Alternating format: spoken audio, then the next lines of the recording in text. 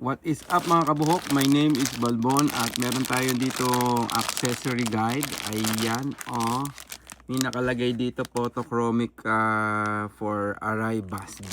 Ayan, tapos nakalagay din Arai. Ayan, ano ba to? So, disclaimer lang po, hindi po ito official release ni Arai.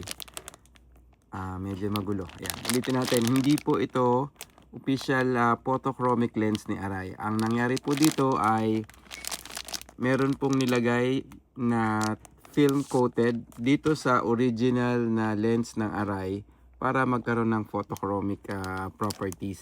Ayan. So dalawa po yung binayaran ko. Check out lang natin. Ayan.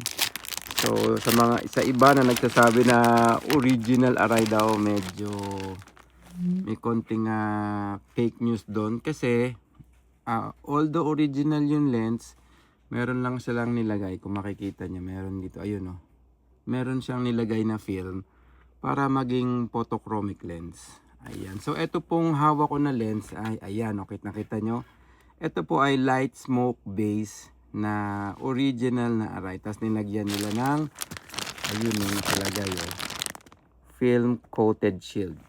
Changes tint depends on the sunlight, darkness when exposed to UV rays, blah blah blah. So ayun, ang sabi dito, minor scratches will recover used by hair dryer. So yung kanyang coated ay para siyang PPF. So naghi-heal siya mag-isa. So again, hindi po siya original release ni Arai. Hindi po si Arai yung naglagay ng film coated.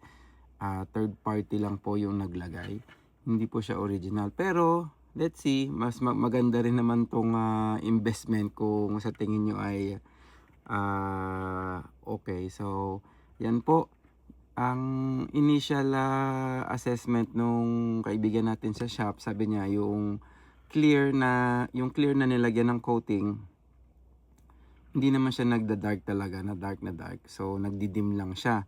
So, etong dark light smoke na base na nilagyan nila ng tint, baka mas maging dark siya if ever na masikatan ng araw. So yun, try natin. Medyo makulimlim yata dito sa amin ngayon kasi may dadating na bagyo. Ayun, check out natin.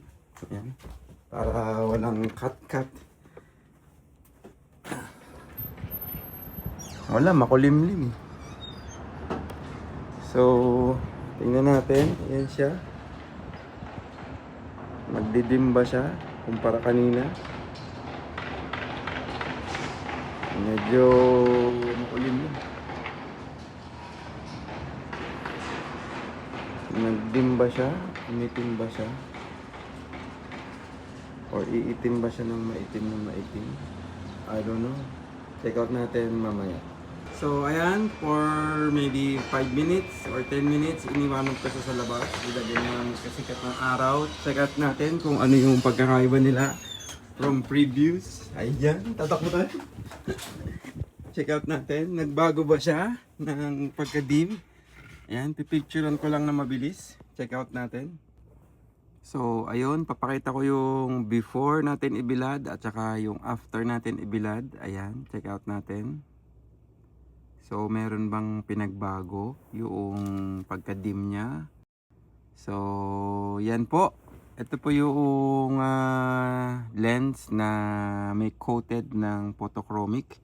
Ang isa ko pang napansin, since ito lang yung part na merong coating, etong part na to, yan, etong part na to, ito, hindi siya kasama sa coating. So,